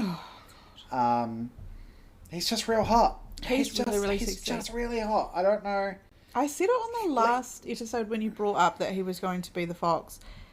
The whole Oscars slap thing, I know that was like super crazy controversial. Fuck, with a do-rag as well. Jesus Christ. Yeah. I know that the Oscar slap was controversial, but all I'm saying is if my man got up and walked across the stage at a very prestigious event to slap somebody across the face for making fun of an autoimmune disease that I had, and then took the ban afterwards and was like, yeah, fair enough. Is alopecia an autoimmune disease? Yeah. Oh. Yeah. Yeah, if he did that for me, he's getting his dick sucked. I'm sorry. Getting sucked clean off. Yeah. It's out of commission. Yeah, although she probably wouldn't let him. Let him. I think I was reading the other day, they were already like separated at that part. I think they've been separated since 2012. They've been separated for a long time, which is perfect because it means we can move in there. But they still live together and like... Those Red Table Talks, I don't know if anyone's seen the Red Table Talks that she does. She does this show with, I'm pretty sure, Willow and like sometimes her mother, where they like talk about these things. I know a startling amount about the Will Smith, Jada Pinkett Smith relationship because like they don't seem to have secrets. They will just like tell you anything about the relationship. Their marriage is a confusing one. But also you don't have to understand someone else's marriage, right? I mean, also everyone has been saying for years that he's gay and she's a lesbian and that they're each other's beard. Well, everyone has been saying this forever. Her being a lesbian is great in my eyes, but I would prefer if he wasn't gay because solely selfishly. I would prefer if he was. Yes, so... well, you can't have everything. All right. I'll have Steve then, okay? I also just like, this is one of the fucking funniest things to me. I don't know if you've heard about this stupid like pseudo like alpha man science, the green line theory. No. Where apparently there are like these green lines in a photo and like if right, yes, and this is the fucking funniest one. So it's about leaning towards them, right? This is the funniest one to me. I'll probably post this on the Instagram because they highlight that he's wearing ugly sneakers, which is so fucking funny to me. It's Jada and Will, so there's like a whole bunch about it where he's got his leg crossed, so it's like cock shame. She's got her leg spread, so it's pussy facing the world. But they also draw over his shoe and say ugly sneakers, which is hilariously funny to me that you're being roasted for apparently being a cuck next to your wife and they make a point of talking about how ugly your sneakers are. Honestly, I see a lot of that stuff about like these people are lavender marriage. Like I had somebody that was like convinced that Joe Jonas and Sophie Turner were a lavender marriage and apparently she was like a lesbian and like he was her beard and I was like okay. I think Will Smith and Jada are the ultimate example of that for me. That's the one that everyone is like, they are the lavender marriage. I've heard about that before. I've definitely heard that. I mean, it's right up there with Bradley Cooper being secretly gay, right? Yeah, I heard he's with Gigi Hadid at the moment. Yeah, I know, but everyone's like, he's gay. Bradley Cooper's gay. Well, I heard that the reason, and I hate to speculate on people's sexuality, so please don't take this seriously at all. Obviously, their sexualities are for them alone. And we're just a couple of gossipy girdies. We're gossiping. Oh my god, have you got my lip balm again? Why are you so... Where are you? You're being robbed. I think we should keep some of that. I think we should. I heard that the reason Hugh Jackman and Deborah Lee Furness were getting a divorce was because he was gay. Yes, that's also... Next thing, he's with Sutton Foster. Also, yes. I didn't realise Sutton Foster was, like, relatively close in age to him. The way everyone talked, it seemed like she was 22. And then I saw this woman and I was like, that's a beautiful age-appropriate woman. Yeah. But yeah, I heard that he was homosexual. One of my favourite stories... One of my favourite stories about him is he was doing the musical Boy from Oz. Where he was playing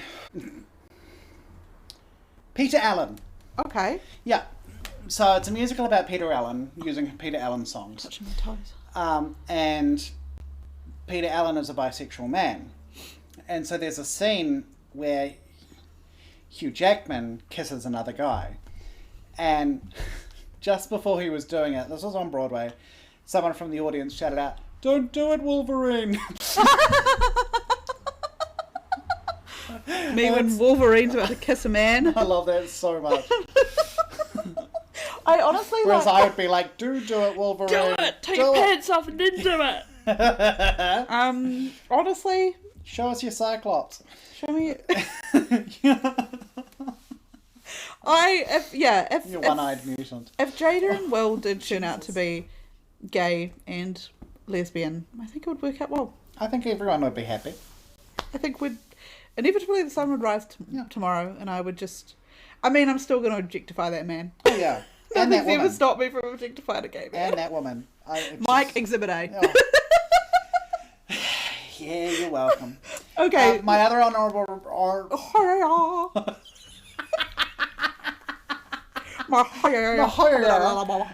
Independence Day. Oh, yeah. No, that's a shout. Yeah. That is such a shout. There's a kitten. She's just hanging out, isn't she? Yeah. So, time for Fox Facts. Yes. Which is the moment where we try to find Fox on the... We try to find Fox. We try to find facts on this person, and if we do have a fact, we can just shout it out. Otherwise, we like to go to their IMDb page and find like the shittest facts you ever heard. I've just seen here that he is 6'2". That's actually great news. Being 6'2" is very sexy. So well done, Will. Well done, Will. One thing, in 6 Degrees of Separation, one of the big things is that he passes himself off as the son of Sidney Poitier. Really? Yeah. And in real life, Will Smith met Sidney Poitier for the first time. The veteran actor said, "Well, you're almost handsome enough to be my son." Don't do that, please. Sydney. Sidney Poitier, don't be saying things like that. You're almost handsome enough. I love Sidney Poitier. I also have a... Guess who's coming to dinner? It's me. I also have a fact about 6 Degrees of Separation, which is not about Will Smith. Okay. So, part of it is that Okay. Okay. Right. So, what's your fact about 6 Degrees of I Separation? said, what's your fag? Turns out during this I joined Westboro Baptist Church. God hates.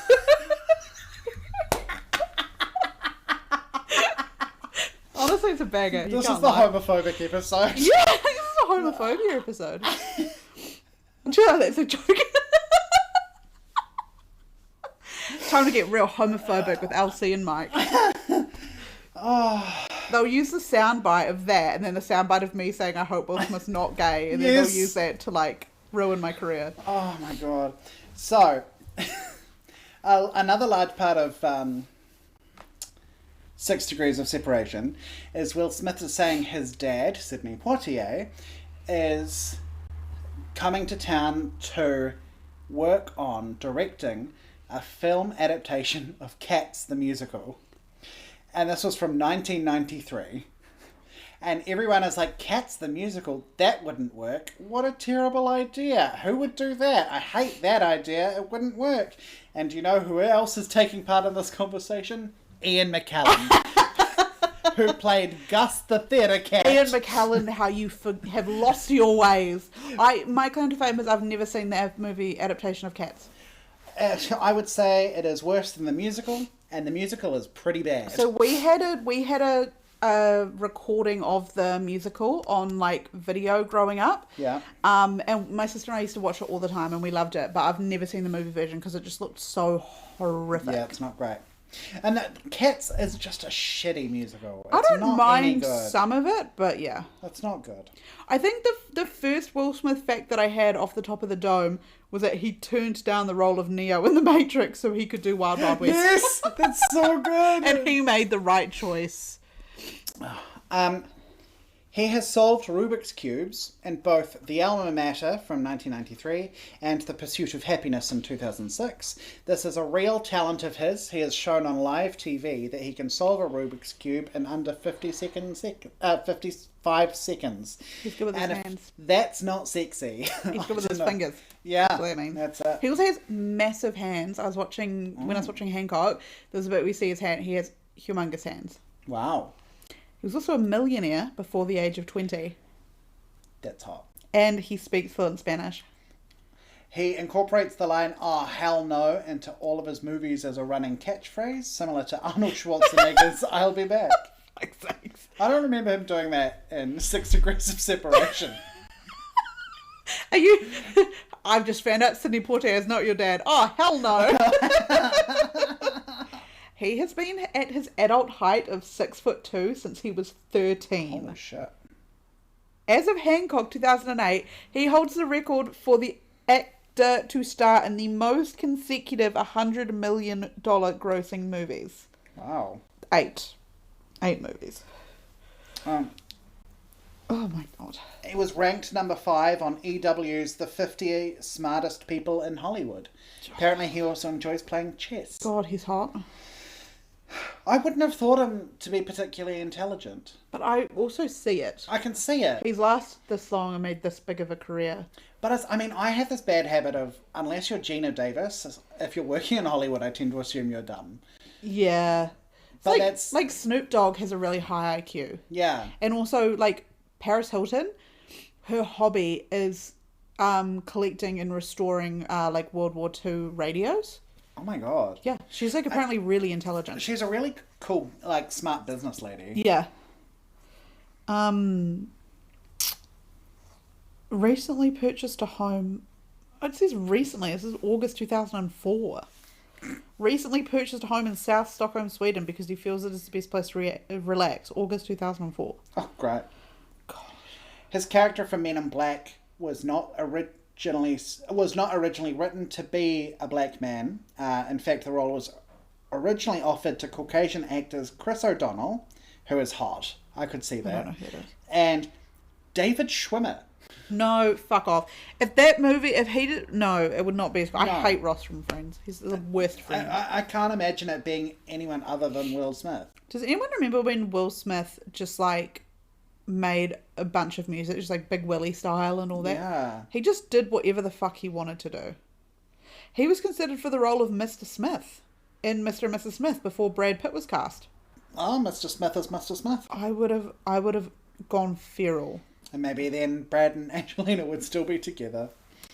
The rap lyrics, in the 1998 rap lyrics of Getting Jiggy, Will Smith says that Muhammad Ali would call him the greatest. 2.5 years later, he played the title role in Ali. Oh. He's been banned for the Oscars for 10 years, so he'll be allowed to go back to the Oscars in 2032. Shit, really? Or 2033. His favourite movie is apparently The Bridge on the River Kwai from 1957. He was the first guest on Jimmy Fallon's Tonight Show. He holds the... I don't know, because the last one wasn't updated since 2004, but he holds the record for the most Kids' Choice Awards wins with a whopping 6 wins. Is that a whopping? Jesus. He's often called Mr. July by the media due to the fact most of his summer blockbusters open in July. Wow. Also known as rap artist, The Fresh Prince. Oh. Just in case you didn't know that. He was among the guests at Tom Cruise's and Katie Holmes' wedding ceremony in Italy. It sounds like you're being robbed. Yeah, what's happening? I think it's the cats. Okay, so now that we've done our fox facts and the cat's playing with a lid, it's now time for our Punnett square. So if you're unfamiliar, we have a Punnett square. Along the x-axis we have knows what sex is, doesn't know what sex is, and along the y-axis we have fucks, doesn't fuck. And even if they fuck in the film, even if they have kids in the film per se, that doesn't necessarily say that they fuck, right? It fucking is a mindset. Yep. So they have to have the energy of fucking. So Mike, in both Wild Wild West and 6 Degrees of Separation, is Will Smith's character fucking? It's the same. Both are yes and yes. Yeah. He's fucking in both. He knows what it is in both. Wild Wild West, he is Wild Wild West is a horny film. It's a horny film, but also from the sounds of 6 Degrees of Separation. He's fucking in there. He's fucking a couple of guys in there. Should be me. And he says at one point, "I'm not going to have sex in prison because I only have sex when I'm happy." Right. But he knows what it is. He fucks. He fucks. What about Hancock? And Hancock. Let's just say, okay. Here's the thing. I feel like yes is the obvious answer. But I feel like yes, he knows what it is. I don't think he's necessarily fucking because he's sleeping on a park bench. his life is such a downward spiral. If right? you're fucking, right, and you're in his position, you're fucking as a means to an end. You're using that so you have a place to sleep at night. The fact he's sleeping on a park bench tells me he's not fucking. Also, he's probably grubby, and he like tries to grab a woman's rear end as she walks past. He's not smooth about it, right? Yeah. He's also really mean, really angry. I think he could if he tried, if he cleaned himself up. Maybe by the end of it now with his new like renewed vigor and whatnot, Yeah. but I'm pretty sure he like shoots off into space or something, and I can't fucking remember now. But he shoots off, eh? call me space. But yeah, he could be if he put a little bit of effort into it. Yeah. But he's not. Okay. If I was in that universe, morning, noon, and night. Yeah. But I'm not. So yeah. I feel like morning, noon, and night is like your catchphrase. Yeah. You need it on a t-shirt underneath a picture of Steve Buscemi. Steve Buscemi, Morning, noon, and night. And then also as a tramp stamp. My lower back it'll just say morning, noon, and night. Yeah. Wow. So Are we time here? again. Are we at the point? Next fox. Oh my fucking god. Okay. So it's my turn to pick the fox. Yes it is. And guys, I'm a real believer in like Oh no. there's never like a right time for something, right? Like if you wait for the right time, that time's just gonna pass. Why am I nervous?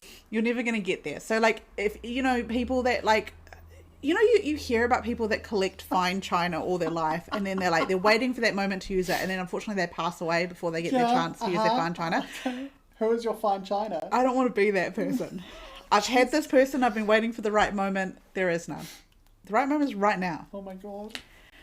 I've mentioned him once in this This episode. is either going to be the best or the most unhinged pick. I've mentioned him once in this episode already. Our next fox for the next episode is Mr. Benicio del Toro. Nice. Of course. I've been expecting it at Exactly. some point. I've been waiting. I've been saving him up, thinking I need to find the right time. It's now. It's now. That man.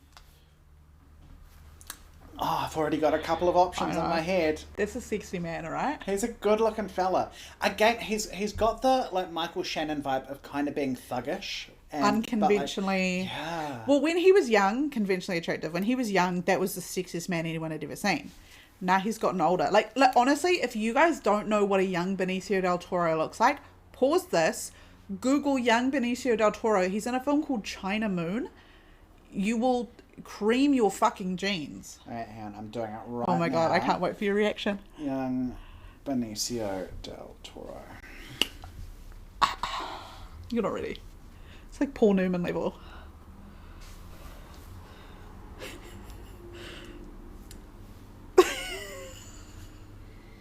China Moon. China Moon.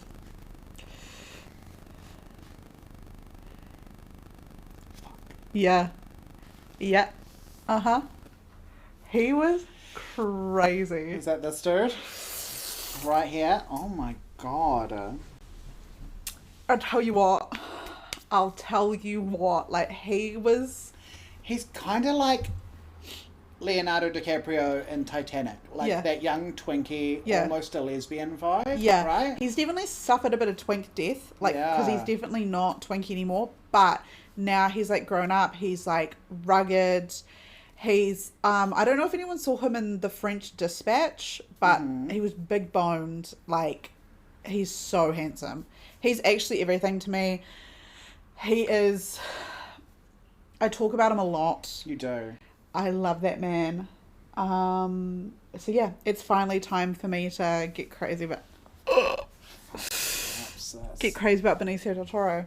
He's so... I'm looking forward to this. It's going to be a big one. I feel like this is like my Steve Buscemi, my like Clancy Brown thing, where it's like I've been waiting to freak down this old man. Oh my god. So yeah, Benicio, lock him in. I'm so excited. I'm going to be Benicio del Horno.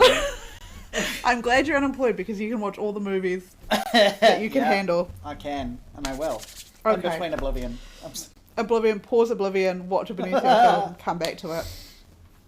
All right. Oh my god, what a good shout. I'm so happy. I'm so excited for you. I feel like... I'm so excited. I'm going to show up wearing my morning, noon and night shirt. The morning, noon and night shirt is going to have a Velcro patch in the centre so I can swap out the man. Swap it out, yeah. So Steve, and then swap it out for Benicio, then swap it out for, I don't know, Will Smith. Mark Ruffalo. Michelle Pfeiffer. Anyone. You'll just hear during the episode, I'll be like, and then I'll slap on a new one. And every so often I'll just be like, why, is that Obama? Yeah. I don't understand. A picture of my father. I showed you that last week. How did you get that? I slap one on. It's just a mirror, and you're looking at yourself. Aww. And you're like, True love. Okay, so we are either flirting or fighting, and there is no in between. It is nobody can ever tell what's next. It's the letterbox time. Yeah. Mike, what is your letterbox account? What are you rating Wild Wild West and 6 Degrees Separation? Okay. So you can find me on Letterboxd and on Instagram at One Hat Matter. That's ONEHATMADDER. 6 Degrees is going to be a 4-star. No, wow, okay. Really liked it. I can't wait to watch it. I've got it on the watch list. Wild Wild West is a trickier one. Fuck yes. If I'm rating it based on its own merit, it's got to be a 1.5 to a 2-star. If I'm rating it for me... Yeah, how much fun did you have? I'm probably going to give it 3. Okay. I think it's a 3. Yes. And that is generous. That is much higher than it 3. deserves. But a lot of that's nostalgia, and a lot of that is Will Smith's hat, and me wishing to be Will Smith's hat covering his genitals. Yeah, so true. So real. Yep. Beautiful. Yep. I'm going to say 3. Lock it in, Eddie. 3 for Wild Wild West, 4 for 6 Degrees of Separation. How about for good old Henny Cocky? So my letterbox, you can find me at Dixie Normus69. DIXIENORMOUS 69. And Henny Cocky is getting it's not a good film. Is it better than Wild Wild West? I'm gonna give it a 3. Okay. Because of the fact I do find him quite sexy in there. It's not the worst film that's ever been made. The first half is quite good. The second half falls off. And it's like a little bit corny in places, but for the most part, like, yeah. It's a film you watch on a Sunday afternoon. Yeah. You find it on Sky Box Office, not because you go looking for it. Yes. It's just like on Sky Movies Family. If it comes on, you're like, okay. I'll watch it. Yeah. Yeah. I've seen it once, and I feel like I was like, okay. Yeah. I don't feel like I need to watch that again. No. But it's definitely, it's a movie your dad would like, right? Yeah. Like, your dad would be like, this is funny. But you know what? I want to watch iRobot again. From memory, that was a good film. I'm going to watch 6 Degrees Separation. Yeah, do it. With my pants off. Yeah. Alright. Oh, you'll also be pleased to know I am 1 episode into Yellow Jackets, and I enjoyed that 1 episode. You enjoyed the first episode? Yeah. Oh, he's converted. I'll have to keep watching. Can I also say, I've been watching, I spent this morning watching the Met Gala. Did you see that picture of Walter Goggins at the Met in a Gala? skirt? Holy I watched him arrive. So sexy. Because I watched the live stream. He's so fit. Honestly, my outfits, my favourites were Sir Lewis Hamilton. He's so sexy and he looked incredible. He was one of the co-chairs. And also Lupita Nyong'o. Yeah. Incredible. I really liked Audra McDonald's dress. Audra McDonald looked beautiful. As per, I think the theme was really good. I think it lent itself to meaning people could really try, because I hate it when people don't try. If you are that rich and you have a body like that, try. Yes. Like, actually try. She looked beautiful. She had glitter in her eyebrows. Lupita Nyong'o looks so great. Lupita Nyong'o looks beautiful. I highly recommend people go onto like the Vogue website and go through it. Jenna Ortega wore this dress, which I think was made of like rulers or tape measures. She looks phenomenal. So yeah, I've spent the morning watching the fucking Met Gala. I also want to say, seeing as Audra McDonald came up, the Tony nominations were out. Audra McDonald has now become the most nominated performer of all time, which she deserves. As she should be. She's incredible. I also saw Cole Escola, what, like 2 nominations for Oh Mary? There you go. And Death Becomes Her is doing well, and I love that movie. And I haven't investigated the show heaps, but I love Jennifer Sinnott and I love Megan Hilty, and from what I've seen, the show looks so fun, and I cannot wait to dive in. I also saw John Proctor as the villain got like 7 nominations. Yeah. Which is insane, so I think that's what I'm going to have to look and out Mia for. Farrow also. Yes. Patti LuPone was snubbed, but that's fine. Go Audra McDonald. I love Audra McDonald. Yeah. She's so beautiful. If you want to find us anywhere else, yes, you can find our show's Instagram page. We are at the Silver Fox Office. Yeah. You can also send us an email if you want to suggest a fox, if you want to be on the show, if you want to heckle us, if you want to tell us how beautiful we are. Send us your White Lotus pictures. Send us your White Lotus pictures. Send us pictures of your Willie, Will Smith. Get Big Willie style. Yeah. You can get us at thesilverfoxoffice@gmail.com. Yeah. That's us. Wow. Shout out to Steve Buscemi. Love you, Steve. We love you so much. Thinking of you always. I'm so excited. Let's talk about Benicio. The back of my phone is Steve. The front of my phone is Steve. The middle of my heart is Steve. No, I'm so excited to talk about Benicio del Toro. You have no fucking idea. I'm going to get so fucking weird. And I've already got an idea of who my next fox is going to be, and I'm looking forward to it. Oh my god. I actually think, I know it's crazy, but that's my favourite part of the podcast, is finding out who the next fox is. Yeah. And also talking about what films we've watched. Alrighty. Okay. Well, it's nearly 2 hours. So we're going to have a lot to edit out. But most of it's the cat playing with the lid. So, alright, everyone, stay safe. Go watch this Steve Buscemi, Will Smith movie where they kiss or something. Yeah. Let us know which one it is. Alright, see ya. Bye. Love you, Steve.